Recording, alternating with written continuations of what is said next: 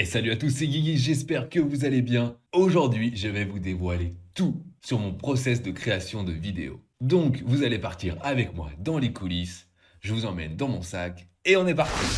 Ah bah non, on est encore là. Je t'ai fait cette vidéo en 12 parties pour découvrir tout ce qui se cache derrière une petite vidéo YouTube. Parce que pour toi, c'est peut-être juste un petit clic, et après tu dis non, c'est pourri, et tu zappes. Et moi, je vais te montrer tout ce qu'il y a derrière, tout ce qui se cache. Reste bien jusqu'à la fin, parce que, à mon avis, tu vas apprendre plein de choses. Et j'ai même caché une petite surprise dans la vidéo. On commence avec la toute première chose que je fais tout le temps, le brainstorming. Alors, quand est-ce que je fais ça? Eh ben, tout simplement, tout le temps, en fait. J'ai un fichier sur mon Drive, comme ça j'y accède partout. Et à l'intérieur de ce fichier, dès que j'ai une idée de vidéo, je la marque. Donc là, regardez, c'est mon petit fichier Excel avec toutes mes vidéos, là, toutes mes petites idées. D'accord? Et ça, on voit que c'est qu'une seule feuille, on voit que j'en ai plein. D'accord? Hop, hop, hop. On voit qu'il y en a plein, et il y en a plein qui ne sont pas encore sortis d'ailleurs non plus. Ok, donc il y en a plein comme ça. Et sachant que chaque titre, c'est une vidéo. Bon, je pense que je ne vais pas toutes les faire, mais vous allez voir le travail que ça demande. J'ai fait ce fichier pour ne rien oublier. Parce que les idées, ça va, ça vient. Comme ça, je marque tout, et je suis jamais en panne d'inspiration. Vient ensuite la deuxième partie. Une fois que j'ai décidé quelle vidéo j'allais faire, eh bien, il va falloir que je la structure. Il va falloir que j'écrive en fait ce qu'il va y avoir à l'intérieur. Moi, je fonctionne beaucoup avec des post-it. Regardez, hop, petit post-it sur le bureau. D'ailleurs, si vous ne savez pas comment faire, j'ai une petite vidéo pour ça. Et à l'intérieur de mon petit post-it, je marque un petit peu tout. Ça va dépendre des vidéos en fait. Donc là, je te montre celle de celle-ci. Faut savoir que les toutes premières vidéos, j'écrivais tout ce que j'allais dire à l'intérieur. Sauf que j'aimais pas parce que ça faisait pas fluide et ça faisait pas assez naturel. Donc après, j'ai changé cette stratégie avec l'habitude. Juste les grandes lignes, ça suffit largement. Puisque de toute façon, la vidéo, ça fait 52 fois que je me la suis fait dans la tête avant de la tourner. Une fois que ça c'est fait, on passe à la troisième partie, la préparation. Là, ça va être plus ou moins long, tout dépend de la vidéo en fait. Je vais vous montrer plusieurs exemples. Ici, je suis en train de tourner ma vidéo. Regardez ce que j'ai fait. Ceux qui connaissent Windows 11, j'ai créé plusieurs bureaux. Et ça va me permettre d'avoir un bureau pour la première partie, un bureau pour la deuxième partie et un bureau pour la troisième partie, par exemple. Ça, c'est vraiment la préparation pour le tournage. Et pour certaines vidéos, j'ai besoin d'une présentation d'un support visuel qui est préparé à l'avance. C'est le cas par exemple pour comment brancher une sono. Voilà, je vous montre juste comme ça. J'ai fait évidemment un diapo pour expliquer le plus clairement possible. Et juste ce diapo, eh ben, ça m'a pris évidemment plusieurs heures pour faire tout ça. D'ailleurs, je vous invite à aller voir la vidéo, si ça vous intéresse, bien évidemment. Pour la petite histoire, ça c'est la vidéo qui a le plus cartonné sur mon ancienne chaîne qui s'est faite supprimer pour cause de droits d'auteur, parce que j'avais donné des réponses de Pix, oups. Et c'est grâce à cette vidéo que j'ai fait tout le reste en fait, parce que j'avais lancé cette vidéo, alors c'était pas exactement la même, puisque j'ai perdu la première, et j'ai vu que au bout d'un an, elle avait plus de 35 000 vues. Et du coup, ça m'a motivé de continuer d'enseigner sur Internet. D'ailleurs, ça m'a encore plus motivé parce que j'avais analysé les stats et que les 4 premiers mois, elle avait même pas 100 vues. Et c'est après que ça a explosé. Ça, c'est ce que je me dis tous les jours quand je vois que mes vidéos n'ont pas de vues.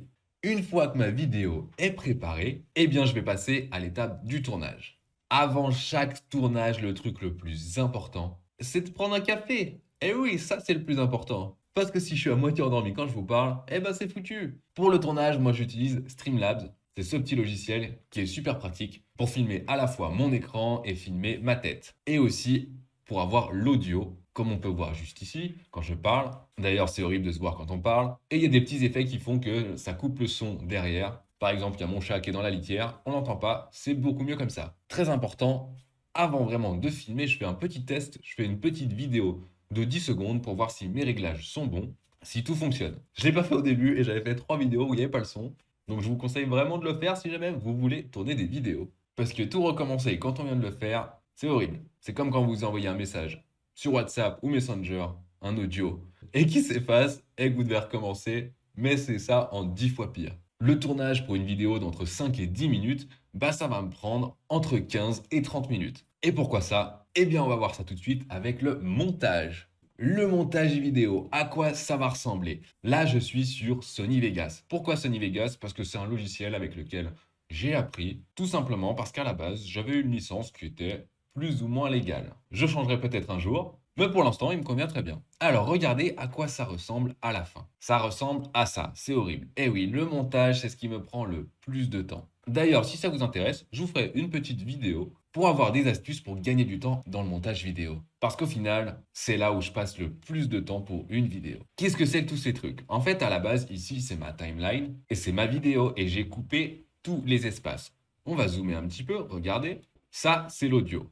Et quand c'est plat, ça veut dire qu'il n'y a pas d'audio. Et vous observez qu'il n'y a pas de plat. Et c'est normal parce que j'ai coupé tout. Pourquoi je fais ça? Parce que moi, quand je regarde une vidéo, je déteste les gens qui parlent au ralenti et qui sont en train de réfléchir sur la vidéo. Ah non, ça m'énerve. Ah, j'ai envie de leur mettre des tartes. Ouais, je suis là. Ouais, je suis là, moi je veux. Ouais, je suis là, je veux écouter, ou alors je veux une réponse à une question. Donc si ça met trois plombes, ça m'énerve. Donc moi, je fais des vidéos exactement comme j'aimerais les voir. C'est-à-dire, je coupe tout, il y a du rythme, c'est rapide, j'ai que des informations. Ça, c'est juste pour la partie audio. Ensuite, sur certaines vidéos, je vais rajouter des images en plus. Je vais rajouter des titres. Là, je me suis rajouté des cheveux. Bon, c'est un échec. Et à l'intérieur de chaque petit clip vidéo, pour que ce soit dynamique, je rajoute des zooms. C'est juste pour vous montrer, regardez les zooms, j'avance en accéléré et ça zoome sur ma tête. Voilà, ça fait un montage un petit peu plus dynamique que si c'était seulement ma tête qui bougeait pas. Ok? Donc ça, fois tous les petits clips là, ça fait du temps de passer. Ensuite, pour le montage, il va falloir rendre la vidéo, c'est-à-dire exporter votre projet pour avoir un format qui est lisible sur YouTube. Avec un bon ordinateur comme celui-ci, dont tu trouveras d'ailleurs la référence en commentaire, eh bien ça prend pas beaucoup de temps. D'accord? Ça prend entre 10 et 15 minutes pour une vidéo d'environ 8 minutes. Alors qu'avant, ça me prenait 2 heures.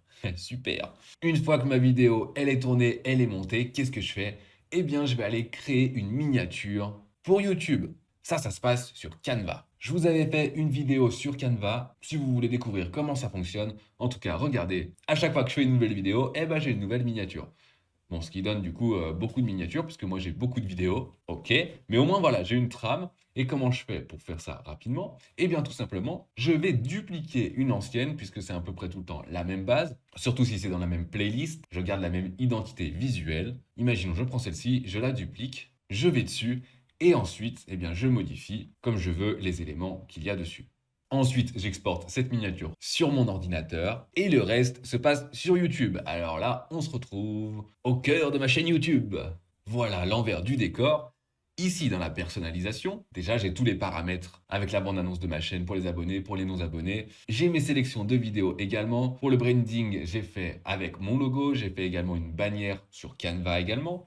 Un petit filigrane vidéo pour pouvoir s'abonner facilement. D'ailleurs, tu peux cliquer juste dessus, tu verras, ça fonctionne. Et ensuite, j'ai rempli bien sûr toutes mes informations générales avec mon super nom Digital Learning Solution. Puis la description, puis le reste, URL, les liens vers mon site internet, on le retrouvera juste après. Le Facebook, qui n'est pas très actif, j'avoue, et le Discord qui est nouvellement créé. Ensuite, pour gagner beaucoup de temps, eh bien, regardez dans les paramètres, ce que j'ai fait, c'est que j'ai créé plusieurs choses. Déjà, ma chaîne, elle a plein de mots-clés pour la trouver facilement. Ok?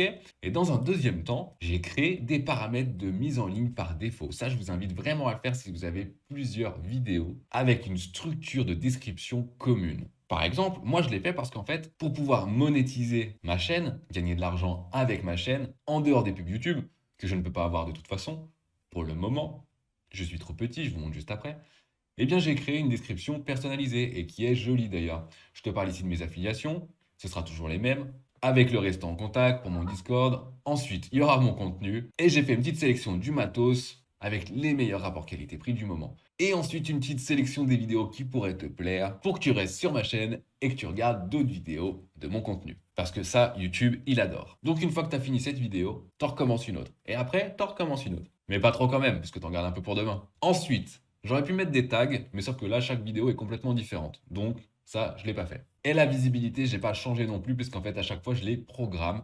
Donc, c'est pas important. Allez, je ferme ça. Je vois que tu as vu revenu, donc on va aller voir mes revenus. Et ils sont de 0, hein, parce que pour avoir des revenus, je le rappelle, il faut avoir 1000 abonnés. Et là, j'en ai 307. Je suis content parce que avant le tournage de cette vidéo, j'en avais 304. Donc, je suis trop content. Bonne surprise. Et ensuite, il faut avoir 4000 heures de visionnage public sur les 365 derniers jours. Les shorts ne sont pas compris dedans. Et ça, que tu commences une chaîne YouTube, c'est le plus dur à avoir, hein, parce que 4000 heures, c'est beaucoup. Bref, mettons en ligne une vidéo pour voir tout le reste. On va créer une vidéo, donc importer une vidéo. Voilà, je vais sélectionner parmi mes fichiers.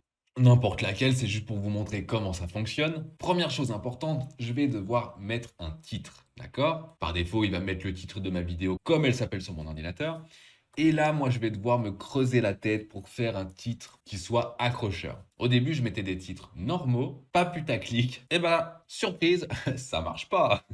Donc voilà, maintenant, j'essaye de faire des titres avec un petit peu de suspense qui évoquent votre curiosité ou alors la peur. Bon, pas vraiment sur ma chaîne. Voilà, par exemple. Ensuite, je vais remplir la description. Vous avez vu que il y a ma description qui est préconçue. Je vais changer le contenu. D'accord, je vais changer ce qu'il y a dedans.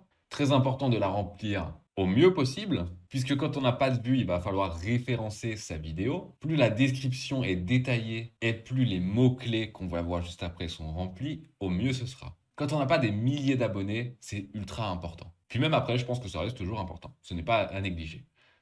Donc ma description. Ensuite, il va y avoir la miniature qu'on a créée juste avant. Donc importer une miniature. Voilà, n'importe laquelle, c'est pas important. Je la mets. Et c'est pareil, il faut avoir une miniature qui donne envie de cliquer dessus. Vient ensuite les playlists. Parce que j'ai envie que ce soit structuré sur ma chaîne. J'ai envie que quand vous cliquez dessus et que vous la découvrez, ce soit tout de suite compréhensible. Vous cherchez quelque chose, vous le trouvez. Donc, j'ai plusieurs playlists. J'en ai pas mal, parce que j'ai pas mal de vidéos. Et elles sont toutes rangées, elles sont toutes organisées. J'aurais mis ça, par exemple. Vient ensuite les tags, on descend un petit peu. Voilà, j'ai un petit outil qui s'appelle TubeBuddy pour m'aider à faire plein de choses. Comme j'ai pas rempli ma description, il me met n'importe quoi comme tag pour m'aider. D'accord? Donc là, je vais remplir plein de mots, des mots-clés qui sont en rapport avec ma vidéo et que, par exemple, les gens pourraient taper dans la barre de recherche. Plus ça va être précis, moins il y aura de concurrence et plus j'ai de chances que des gens trouvent ma vidéo. Si je mets juste Excel par exemple, c'est très bien. Sauf qu'il y a des millions de vidéos sur Excel, alors YouTube ne recommandera pas ma vidéo. Ensuite, on va aller dans les éléments de vidéo. Les éléments de vidéo, il va y avoir les sous-titres. Bon, ça c'est automatique, moi je les garde en automatique. Je considère que c'est plus des Français qui regardent ma vidéo. J'en suis pas encore au stade international. Par contre, je vais mettre un écran de fin. Je vais importer un écran tout à la fin. C'est-à-dire que quand ma vidéo sera terminée, à la fin, je vais mettre un petit écran comme ceci, par exemple, avec une vidéo qui est recommandée pour vous, de ma chaîne bien évidemment, et le petit logo pour s'abonner si jamais ça vous a plu. Imaginons, j'enregistre. Je peux ajouter également des fiches, ça va être d'autres vidéos. Par exemple, tout à l'heure, je vous ai dit que j'avais fait une vidéo sur Canva. Eh bien, j'aurais pu mettre une petite fiche pour vous mettre au milieu de ma vidéo un lien vers l'autre vidéo, celle de Canva. Ou alors tout à l'heure, je vais vous montrer le back-end de mon site internet et je pourrais vous mettre un lien vers ma formation WordPress. Et pour l'heure, on continue dans la visibilité. Qu'est-ce que je pourrais mettre? Soit enregistrer et publier tout de suite, mais moi, ce que je fais, c'est que je les programme, d'accord? J'ai toujours une programmation parce que j'ai une stratégie sur YouTube. Je ne fais pas une vidéo et je la publie comme ça. Donc j'aurais mis programmer, d'accord, et je programmerai la date et l'heure. Donc là, je vais l'enlever, je vais vous montrer. Regardez mon contenu. En fait, vous voyez ce qui est déjà sorti, mais regardez, j'en ai encore plein qui ne sont pas encore sortis. Là, on est le 1er mars au moment où je tourne cette vidéo, et tout ce qui est au-dessus ici, regardez, ce n'est pas encore sorti. D'accord? Jusqu'au 20 mars, j'ai des vidéos de programmer. Et encore, là, c'est que je reviens de vacances parce que sinon, j'ai plus d'avance que ça. Une fois que tout ça est programmé, eh bien, je vais aller construire la page de mon site internet. Ou alors juste remplir la page de mon site internet. Mon site internet qui est celui-ci, www.dlsolution.fr. Vous retrouvez toutes mes vidéos à l'intérieur. Toutes ou presque. Et là, c'est bien organisé également. Vous avez les formations Office, vous avez les formations Pix, vous avez les tutoriels, vous avez les tops et les formations complètes autres que Office. Et d'ailleurs, petit secret, regardez ici, Pix. J'avais fait une playlist avec les 16 compétences montées au niveau maximum. Ça avait cartonné et c'était juste interdit. D'accord? C'est pour ça que ma chaîne a été supprimée. Donc aujourd'hui, je vous donne le mot de passe si vous désirez aller chercher les vidéos, puisque je les ai republiées, non pas sur YouTube, mais sur Dailymotion. Et j'ai pas mis les bons noms. Donc si jamais vous voulez aller les chercher, eh bien le mot de passe se trouve sur mon Discord. Il est juste là. D'accord? On retourne sur le site, on rentre le mot de passe, validé, et vous avez accès à tout le contenu. Ok? Donc j'ai toutes les vidéos qui sont là par compétence. Voilà, c'était la petite surprise. Si ça vous intéresse, ou alors si vous connaissez quelqu'un qui est en galère sur Pix, ou alors si vous voulez juste des petites choses en particulier, bah en fait, j'ai tout classé aussi par compétence. Mais comment je fais du coup pour faire une nouvelle vidéo sur mon site? Eh bien, on va aller dans le back-end. Ça, c'est ma page d'administration de WordPress de mon site internet. Je le fais très rapidement parce que si vous ne connaissez pas, vous n'allez rien comprendre. Imaginons, je veux modifier cette page-ci. Je veux faire modifier, d'accord? Moi, je le fais avec Elementor. Et là, il va y avoir ma page. Donc, elle est juste ici avec une vidéo, la description et le titre. Et bien, tout simplement, j'ajouterai en fait à la fin la même chose Et si ça vous intéresse particulièrement, j'ai une formation sur WordPress. Parce qu'en vrai, quand on crée une page, il n'y a pas que ça à faire, il y a plein d'autres choses. Et je te laisserai aller voir pour découvrir.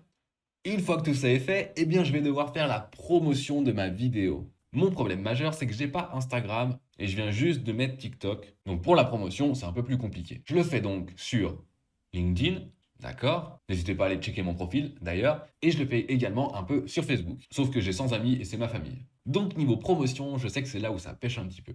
J'ai créé un Discord, juste là, où je fais également ma promotion. Comme il est tout nouveau, à l'intérieur de ce Discord, il n'y a que des techniciens que j'ai formés. Donc, si vous voulez des questions en informatique, ils seront tous là pour vous répondre. Et quand je crée une nouvelle vidéo, par exemple celle-ci, eh bien, je le publie également là-dessus. Ça fait un peu maigre comme promotion, mais on fait avec ce qu'on a. En sachant d'ailleurs que si je veux faire par exemple ma promotion sur LinkedIn, ce qu'il va falloir que je fasse, c'est des posts natifs de chaque plateforme. Qu'est-ce que ça veut dire? Ça veut dire que si je mets juste ici le lien de ma vidéo, comme ceci, qu'est-ce qui va se passer? Eh bien, LinkedIn, il va pas aimer du tout parce que je vais mettre une seule chose, c'est quelque chose qui va faire sortir l'utilisateur de sa plateforme. Aucune plateforme sociale n'aime ça. Donc, si je fais ça, ma vidéo, elle sera vue par personne. Il va falloir que je crée une photo, par exemple, une image, spécialement pour LinkedIn. Et après, je mettrai un mini lien pour aller dessus. Mais il va falloir que je fasse un contenu avec une valeur ajoutée sur chaque plateforme. Donc ça prend énormément de temps aussi. Ça y est, ma vidéo est sortie, elle est publiée, elle est partagée, personne n'a vu, mais ça c'est pas grave, un jour ça le sera. Et à un moment, une fois que ça fonctionne, il y a des commentaires, les gens commentent les vidéos. Pour l'instant, c'est pas ce qui me prend le plus de temps, mais je sais par expérience de mon ancienne chaîne qu'ensuite, il y a beaucoup de commentaires sur les vidéos qui sont assez vues. Eh bien, je prends un temps pour répondre à chaque commentaire et répondre à chaque question au mieux possible. C'est aussi ça le principe de ma chaîne de l'entraide.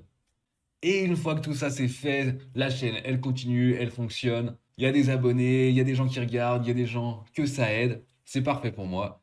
Et moi, je regarde des vidéos. Et d'ailleurs, je mets un petit commentaire épinglé, peut-être que tu as déjà vu. Le premier commentaire que tu vois normalement, c'est le mien. Mais moi, quand je regarde des vidéos, je me dis, ah non, j'ai oublié de dire ça. Ah non, j'aurais dû dire ça. Je déteste me voir en vidéo. Voilà le petit secret. Et pour un petit exemple, ici, ça fait 42 minutes que j'ai commencé le tournage de cette vidéo, donc le montage va me prendre 3 plombes. Et si toi t'es encore là, et ben là je te dis un gros merci, merci, merci. Et bien sûr n'hésite pas à aller parcourir les autres vidéos de ma chaîne. Et en attendant, moi je te dis à très vite pour une prochaine vidéo. Et à plus!